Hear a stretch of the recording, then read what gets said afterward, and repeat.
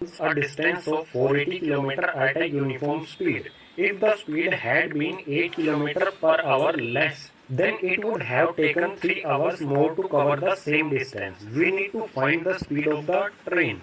एक ट्रेन है जो 480 किलोमीटर का डिस्टेंस कवर करती है किसी यूनिफॉर्म स्पीड से। जो यूनिफॉर्म स्पीड है इसमें से अगर 8 किलोमीटर पर आवर स्पीड कम कर दी जाए तो ट्रेन को 3 आवर्स मोर यानी कि 3 घंटे ज्यादा लगते हैं सेम डिस्टेंस 480 किलोमीटर कवर करने में। हमें फाइंड करनी है स्पीड। कौन सी स्पीड फाइंड करनी है? एक तो यहाँ पर यूनिफॉर्म स्पीड दी गई है जिससे ट्रेन पहले चल रही होती है, और एक स्पीड है यहाँ पर जो 8 किलोमीटर कम होने पर मिलती है। तो हमें यहाँ पर फाइंड करनी है ये वाली स्पीड जिसमें ट्रेन 3 आवर्स मोर 3 घंटे ज्यादा टाइम लेती है डिस्टेंस कवर करने में। सो सॉल्यूशन स्टार्ट होता है यहाँ से। सबसे पहले लेट कर लेंगे यूनिफॉर्म स्पीड। सो यहाँ पर मैं लिखता हूँ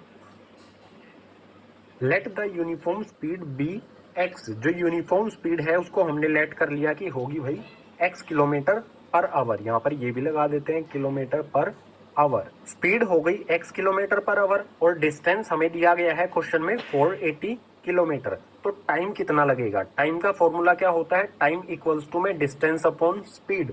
सो यहाँ पर टाइम हो जाएगा, टाइम इक्वल्स टू में क्या आएगा? टाइम इक्वल्स टू में आएगा डिस्टेंस। डिस्टेंस कितना है? 480 किलोमीटर। तो ये आ गया डिस्टेंस की जगह पर 480 और अपॉन में आएगी यहाँ पर स्पीड। स्पीड कितनी लेट की है हमने?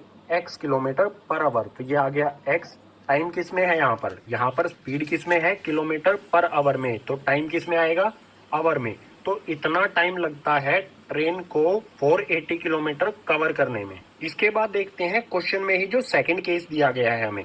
पहले यूनिफॉर्म स्पीड थी जो थी x, अब स्पीड क्या हो गई? 8 किलोमीटर पर आवर लेस, कम हो गई। पहले स्पीड थी x, इसमें से 8 किलोमीटर कम हो गई। तो केस नंबर सेकंड में हमारी स्पीड क्या होगी? यहाँ पर मैं लिखता हूँ स्पीड, ये आ जाएगी x माइनस में 8, ये किलोमीटर पर आवर में होगी। स्पीड 8 किलोमीटर पर आवर कम हुई है। अगर किसी भी ऑब्जेक्ट की स्पीड कम होती है तो ऑब्वियस सी बात है वो सेम डिस्टेंस कवर करने में ज्यादा टाइम लेगा। वो स्लो हो गया, अगर स्लो हो गया तो डिस्टेंस कवर करने में ज्यादा टाइम लगेगा। सो उस ट्रेन को स्पीड -8 होने पर 3 आवर्स का ज्यादा टाइम लगता है। पहले टाइम लगता था 480 अपॉन में x आवर्स, अब कितना टाइम लगेगा? यहाँ पर लिखते हैं टाइम। पहले टाइम लगता था 480 अपॉन में x, अब 3 आवर्स ज्यादा लगता है। तो इसमें क्या करेंगे? 480 अपॉन में x एज इट इज। 3 घंटे ज्यादा लग रहा है तो प्लस कर देंगे 3। अब लगता है इतना टाइम्स, इतने आवर्स। हमें बोला है स्पीड फाइंड करने को, तो हम केस नंबर 2 में जो स्पीड है, टाइम है और जो डिस्टेंस दिया गया है उसका यूज करेंगे इक्वेशन बनाने के लिए। सो सिंपली यहाँ पर क्या है? टाइम इक्वल्स टू में डिस्टेंस अपॉन में स्पीड। अगर हम डिस्टेंस को यहीं रखे, स्पीड यहाँ पर क्या है? डिवाइड में। स्पीड को अगर इधर लेके आएंगे तो ये हो जाएगा मल्टीप्लाई में। तो सिंपली क्या होगा? स्पीड मल्टीप्लाई में टाइम इक्वल्स टू में डिस्टेंस। स्पीड यहाँ पर डिवाइड में है, इधर आने पर हो जाएगी मल्टीप्लाई में। सो ये फॉर्मूला हमारा बन जाएगा। अब इसमें स्पीड की वैल्यू x माइनस 8 पुट कर देंगे, टाइम की वैल्यू 480 अपॉन x प्लस में 3 ये पुट कर देंगे और डिस्टेंस की वैल्यू 480 पुट करेंगे। यहाँ पर करते हैं इसे। सबसे पहले स्पीड की जगह पर आएगा x माइनस 8, तो ये आ गया हमारा x माइनस में 8। इसके बाद क्या है? मल्टीप्लाई में टाइम। टाइम की वैल्यू कितनी है? 480 अपॉन में x प्लस में 3, तो ये आ गया हमारा 480 अपॉन में x प्लस में 3।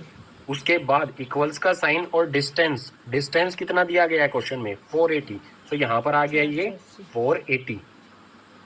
अब सिंपली इसे सोल्व करेंगे। सो सबसे पहले x से 480 अपॉन x इन दोनों को मल्टीप्लाई करेंगे तो ये आएगा हमारा 480 x अपॉन में x। सिंपली क्या किया हमने? इस x को 480 ऊपर मल्टीप्लाई कर दिया तो ये हो गया 480x और नीचे वाला x एज इट इज आ गया। अब x से +3 को मल्टीप्लाई करेंगे तो ये हो जाएगा 3x। इसके बाद यहाँ पर है -8, -8 से 480 अपॉन x को मल्टीप्लाई करेंगे। ये माइनस में है, ये प्लस में है, तो माइनस प्लस होगा माइनस, और 8 को 480 से मल्टीप्लाई कर देंगे। 8 को 480 से मल्टीप्लाई करेंगे तो ये आ जाएगा 3840, और इसके डिनोमिनेटर में यहाँ पर क्या है? x, तो ये आ जाएगा एज इट इज। इसके बाद यहाँ पर है -8, इसको मल्टीप्लाई करेंगे +3 से, माइनस प्लस होगा माइनस, और 8 3 हो जाएगा 24 और इक्वल्स टू में 480 एज इट इज। अब आप यहाँ पर देखो, इस x से इस x को कैंसिल कर सकते हैं, सो x से x कैंसिल हो गया। ये 480 कैसा हो गया, कांस्टेंट टर्म हो गई, तो इसको बाद में लिखेंगे। सबसे पहले x वाले टर्म्स को देख लेते हैं। यहाँ पर है ये 3x, इसको लिखेंगे सबसे पहले 3x, इसके बाद माइनस में 3840 अपॉन में आपका बच्चा अगर खुद से मैथ्स प्रैक्टिस नहीं कांस्टेंट टर्म है हमारी। यहाँ पर है 480 और माइनस 24। इन दोनों टर्म्स को भेज देंगे दूसरी साइड में। दूसरी साइड पहले से ही क्या है 480, सो पहले 480 लिखेंगे।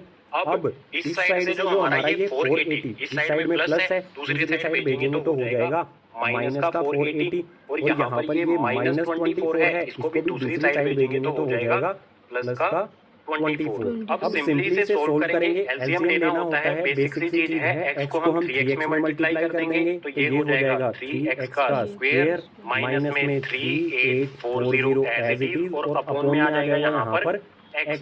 यहाँ पर हमने सिंपली क्या किया है, इसके डिनोमिनेटर में कुछ भी नहीं है, 1 होता है, तो 1 और x का हमने ले लिया है एलसीएम, ये आ जाएगा। इसके बाद इस साइड में 480 से 480 माइनस हो जाएगा, तो ये हो जाएगा 0, बचेगा 24। सो इक्वल्स टू में यहाँ पर लगाते हैं 24। इक्वेशन को आगे सोल्व करने के लिए यहाँ से रब कर लेता हूँ। सो इसको आगे सोल्व करेंगे तो हमारा 3x स्क्वायर माइनस में 3840 ये आ जाएगा एज इट इज। इन दोनों के डिनोमिनेटर में है x, यहाँ पर क्या है डिवाइड में, इसको दूसरी साइड भेजेंगे तो हो जाएगा मल्टीप्लाई में। सो x को 24 से मल्टीप्लाई करेंगे तो हो जाएगा 24x। सो इक्वल्स टू का साइन लगाएंगे, आ जाएगा यहाँ पर 24x। अब सिंपली जो ये 24x है, इसको इस साइड में ले आएंगे। सबसे पहले यहाँ पर x स्क्वायर वाली टर्म लिखेंगे, ये आ गया 3x स्क्वायर। इसके बाद x वाली टर्म लिखेंगे, तो ये है 24x, इस साइड में प्लस है, इस साइड आगे हो जाएगा माइनस का 24x, और इसके बाद आ जाएगी हमारी कांस्टेंट टर्म माइनस में 3840 यानी कि 3840, और इक्वल्स टू में यहाँ पर कुछ भी नहीं बचा इस साइड में, तो आ जाएगा 0। ये आ गई हमारी इस सिचुएशन के लिए क्वाड्रेटिक इक्वेशन। लेकिन अभी भी कुछ कमी दिखाई दे रही है। देखो 3 के टेबल में आता है, 24 भी 3 के टेबल में आता है, और 3840 ये भी 3 के टेबल में आता है। तो हम 3 कॉमन ले सकते हैं, 3 को कॉमन ले लेते हैं। 3 को कॉमन लेने पर यहाँ बचेगा x का स्क्वायर, यहाँ बचेगा 3 के टेबल में 24 कब आता है, 24 आता है 8 पर, तो यहाँ आ जाएगा 8x, ये आ गया 8x। इसके बाद माइनस में इसको इसमें से भी 3 कॉमन लेंगे, तो यहाँ पर आएगा 3 1 जा 3, इसके बाद फिर से 3 2 जा 6, यहाँ पर बचेगा 2 4, 24 हो जाएगा ये। इसके बाद यहाँ पर 3 के टेबल में 24 आता है, 8 जा पर 0 एज इट इज, और इक्वल्स टू में 0 आ जाएगा। 3 कॉमन लेने पर हमारी इक्वेशन आ गई x स्क्वायर माइनस में 8x माइनस में 1280 यानी कि 1280 इक्वल्स टू में 0। ये आ गई हमारी फाइनल इक्वेशन।